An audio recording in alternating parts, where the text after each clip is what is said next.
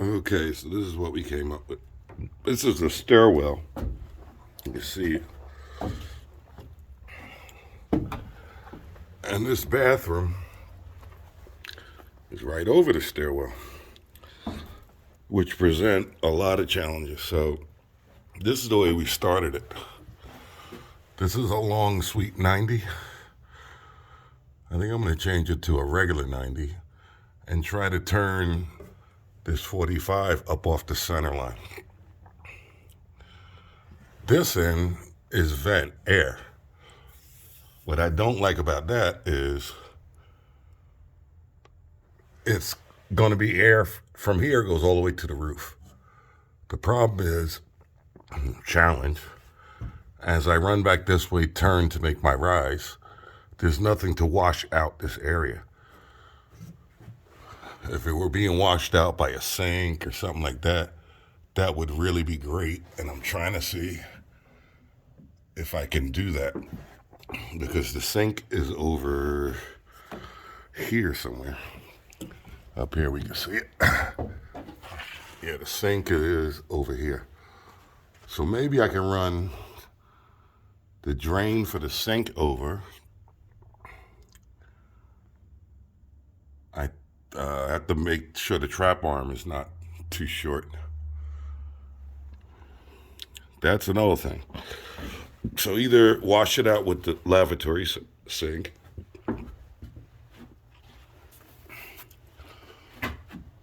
or yeah, that's one way to think of it. Or the other thing, since this is a 3-inch pipe and it's only serving this bathroom, legally I can vent this bathroom with an 1.5-inch pipe. I always use 2-inch, so we got a little extra air, but 2-inch is definitely legal. So I wrote myself a note here for 2-inch because the inspector might be here next week. And he's pretty reasonable. He's a by the book person, so I know I'm by the book. I'm 99.9% that I'm right. I can use 2-inch to vent this group, especially because I'm not doing any wet venting, anything special. Every fixture has its own vent, so that's good. So this bathroom is the only one that has presented a challenge. Well, I shouldn't say that. It's presented a challenge, but still has the third floor. But we'll do that on another video. But the whole idea is to stay above these beams because it's a stairwell, and didn't want to hang the pipe down in the stairwell. It's bad enough the way it is now. If you hang pipes down, it's not you can't you won't be able to walk up it. It'll make the ceiling lower. You'll have to, it'll just be much harder. So what I did today, besides getting all the pipes into the other bathroom, was over there just before the 10 knockers came and blocked the path. I went around to where all the bathroom locations are and drilled pilot holes down and marked the ceiling where the pipes will protrude, where they'll pop through, and then try to figure out which way and how to go. So this one's a bit of a challenge. It's not the end, it's not the challenge to go in a Guinness World Record. The more of a challenge is the third floor. The third floor and the original way we did, if I show you that over here again, the original way we did this waste and vent deal, and this being a vent stack, this vent stack goes all the way through the roof. That was the idea. And then the two of these were waste stacks. They also would have go all the way up. And one of them was going to handle all the bathrooms. Two of the bathrooms on the second floor. One was going to handle one bathroom on the third floor. We also had bathrooms right here where this heater's sitting, but they're gone. There's only one bathroom on the first floor now, and that is over there where you see the sink, and that's going to be a bathroom, big bathroom. So now that that has occurred, not stuck, but stuff is if you don't keep track of it, it'll get weird on you, and then things will start crossing up, and you'll mess yourself up. So anyway, both of these are waste stacks. They were both supposed to go at least to the second floor. Now, this one was changed to serve the bathroom that got moved on the second floor. I'm repeating myself. And this one that says waste on it is going to go all the way to the third floor and pick up the third floor bathroom. And then, so then the waste and this other one next to it, very close, they're going to tie together and go through the roof. And the bathroom over there I was just talking about, that's on the stairwell, I'm going to run that pipe all the way across and tie into these two. So as I said in the other video, essentially we're going to have one 3-inch VTR. And that's all we need. This one, the way it is, even it's not going to stay here. It has to get recessed in the wall. And again, it's only air. So we're not going to abandon it. It'd be a waste to just abandon it. It's already started. It's already ran all the way up to the third floor. It doesn't make sense to cut it out. We just got to reroute it so it's buried in this wall, this outside wall. I don't like burying pipes in exterior walls because of the ice. But again, this is only vent, and the most you'll get is some moisture or condensation inside. And that will sheet up. You get like sheet ice inside, but nothing that will ice close and clog. On purpose, I put the waste vents that'll carry the water away from the exterior wall.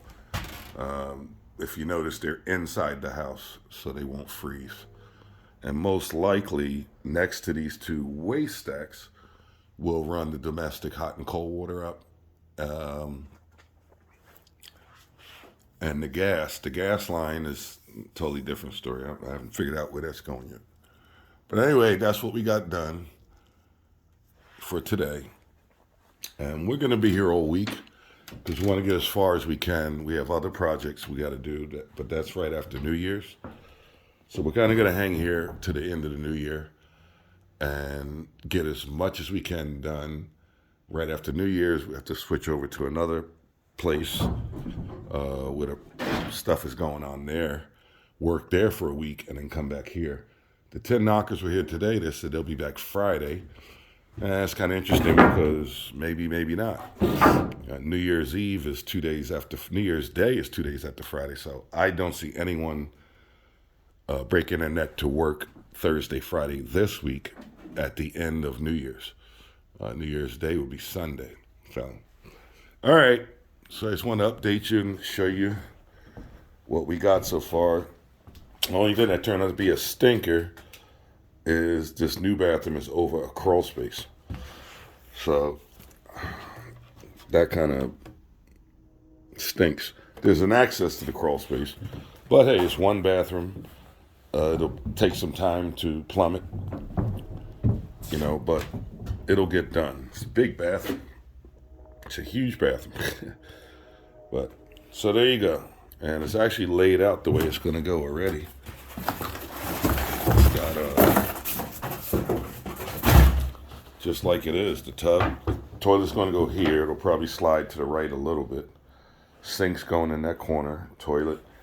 And across this is going a tub. That was a window, but it got closed in. This was actually, I'm standing on the outside porch. If you see here, this was the doorway. They got closed off. So this, I'm standing on the exterior porch. You can see the green paint where it was painted outside.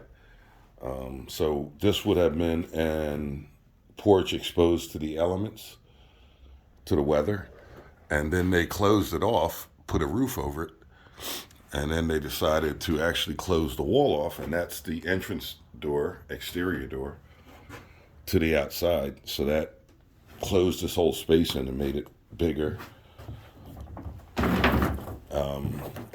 And this whole space where you see, this is going to be the kitchen. From what I understand, those two windows over there, that water closet is temporary. It's coming out. There's going to be a kitchen counter. There's going to be a kitchen sink under each of these windows. They're looks about 5 feet roughly, center to center. So kitchen sink. Over here, I think is going to be the gas range, or it's going to be here, or the refrigerator here and the gas range there. I'm not sure which. Most likely, the gas range, I think, would be on this side. Refrigerator on this side, and from what I understand, if I step back and you see the way it's laid out, it's a huge kitchen. It's got to be 24 by, if you look at that from this wall all the way over, it's one big space. And I think, or I know actually, what they're planning on doing is putting an island where you see these planks laying on the ground with the tall bar stools. Nice big kitchen, lots of counter space. They can open the door in the summer, the breeze can come in, sit in. This will be like the congregation spot. When people wake up, they'll come down, hang out in the kitchen, have breakfast.